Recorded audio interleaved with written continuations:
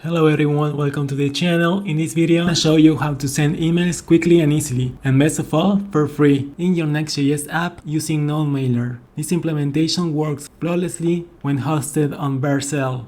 Jumping into the code, we have a fresh Next.js installation, and if you open the first page, we can see a div wrapper and an h1 element, a form, and 3 inputs, and a text area, and a submit button. This input is for the name, then we have one for email, another one for subject, and the text area is for entering the email message. Let me show you how it works. This is one of my current projects hosted on Vercel. I'm going to enter my email, the subject is going to be text, and the message. And now I'm going to click on submit, message sent successfully, and I'm going to go to Gmail and refresh it, and this is the mail I just sent. We're going to utilize server actions to send the emails, as this will simplify things by avoiding the need to set up a separate route. So let's start by installing React Hook Form to handle form processing. I'm going to copy this command, open up the terminal, I'm going to make this bigger and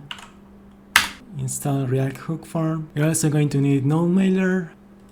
Let's copy this and paste it here. And also let's install React Hot Toast.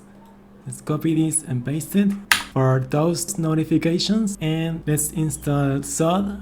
This is going to be our TypeScript first schema validation for validating user input. And now we can start the development server with npm run dev. And I'm going to close this. Now let's use React Hook Form to capture the user's input. We want to make this form interactive, so we need to place it inside a client component. So I'm going to select all this code and remove it. I'm going to navigate to source, and here I'm going to create a new components folder, and inside components let's create a new file, and this is going to be our MailForm.tsx component. And so here we can paste our form, and now I'm going to save this, and it's going to be a client component, so let's mark it with use client. Now let's go back to page and import our new component, import mail form from components, and here we can add it. Now I'm going to save this. Now let's use React Hook Form to capture the user's input. This is going to be our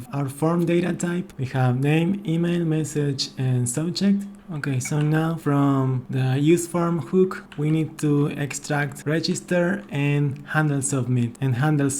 This is a function provided by React Hook Form that manages the validation and submission process. And we're going to define here a callback function on submit that accepts the form data provided by the form or by React Hook Form. This function is going to be called when the form is successfully submitted and all validations pass. For now, we're just going to log the data to the console. Now we need to add an unsubmit event listener, and here we pass the handle submit function and the callback function we just defined. Now let's add register name to capture the name input, and let's do the same thing for email, subject, and message. Alright, now let's save this and let's go back to the browser. Let's go ahead and fill in the inputs with name, email, subject, and message. Test message. Hit the submit button. We have the name, the email, the subject, and the message. And now let's validate the user's data. And to do that, start by implementing a Zod validation schema. But first, I'm going to remove this type from here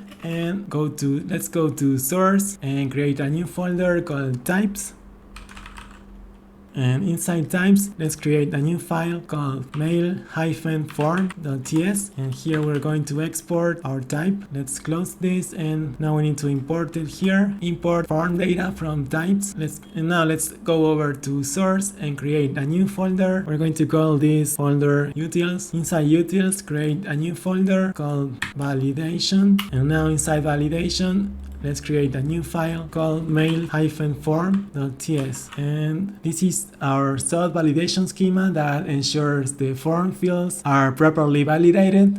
Name, email, subject, and message are all required, and with specific rules. Let's make this bigger so we can see it better. Okay, I'm going to save this and close this file. Let's go ahead and import our schema. Import MailForm schema from utils. Now we need to stop the development server and we're going to install ZodResolver. This is in React hook form. Is used to integrate Zod as the validation library for form input. So let's stop the development server and go to the browser. I'm going to copy this command and install it. Let's start the server again and I'm going to close this, and now we just have to import ZodResolver. Use form accepts a configuration object where we can specify the resolver, which in this case will be ZodResolver. So let's type solver and ZodResolver, and we pass the MailForm schema to it. And after configuring the resolver, we are going to extract from useForm the reset method, and this method is going to reset the form values to its initial state once the form is successfully submitted.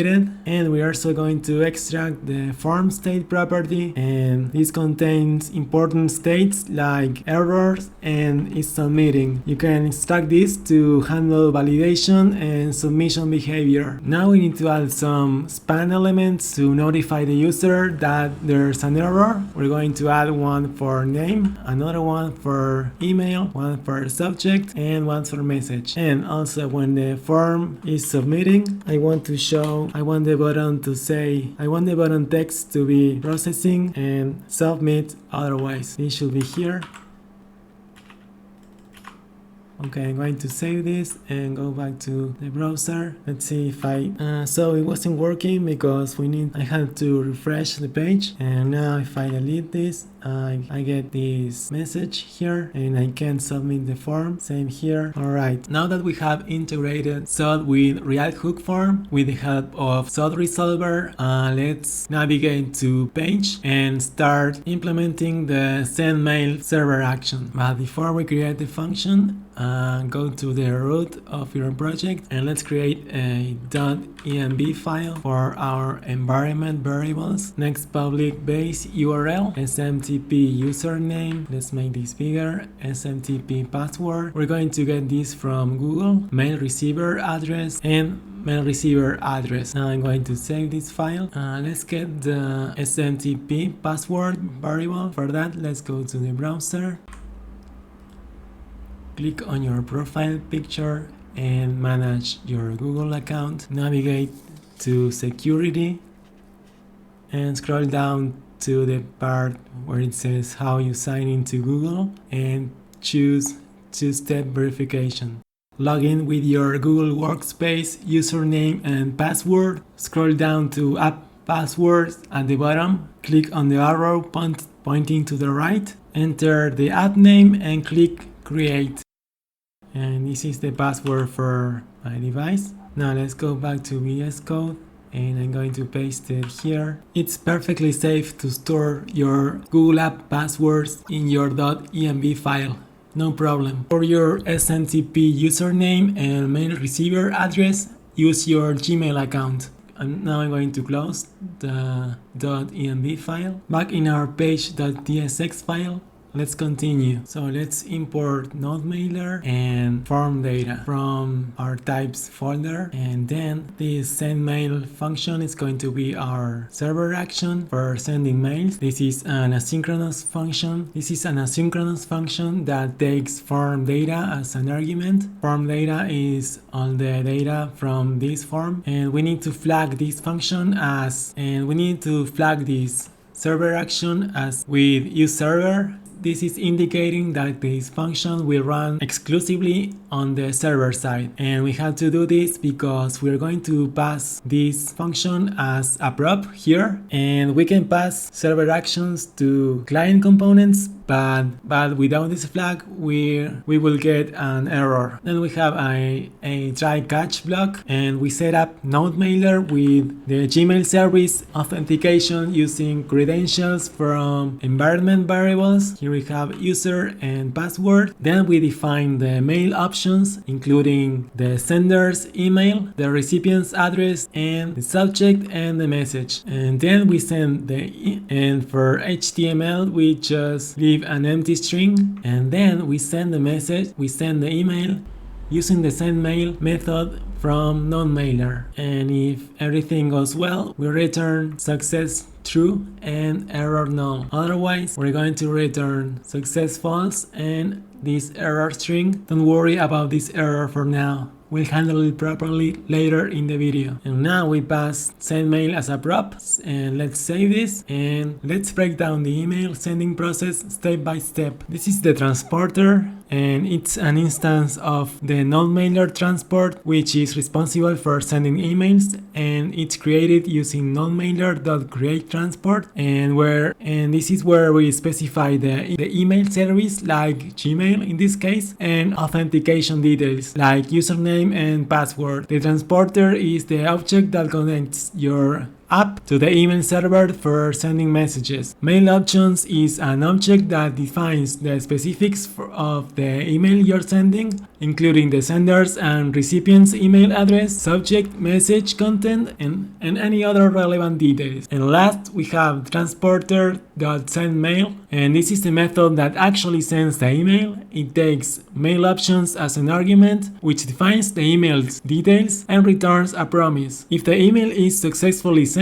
it resolves. If it fails, it rejects and throws an error, which can be caught and handled in the try catch block. Now open MailForm, and so here we have the send mail function. Send mail receives form data with type form data as a parameter, and it's going to return a promise. Success is going to be boolean, and error is going to be either a string or null. And now we can call send mail here, and we pass this parameter. Now I'm going to save this. Let's submit this form and test that an email was sent, and yeah, this is our email, so it's working just fine. Awesome.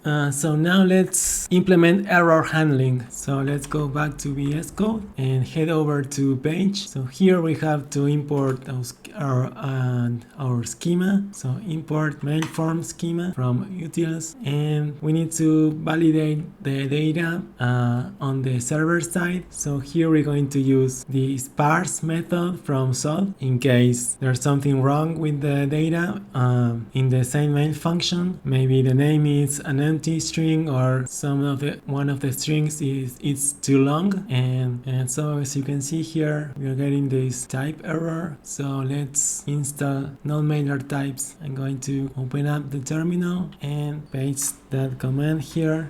Installing the non-mailer types fixed the issues, so we're good now. Okay, I'm going to import this again, and now this problem is sorted too.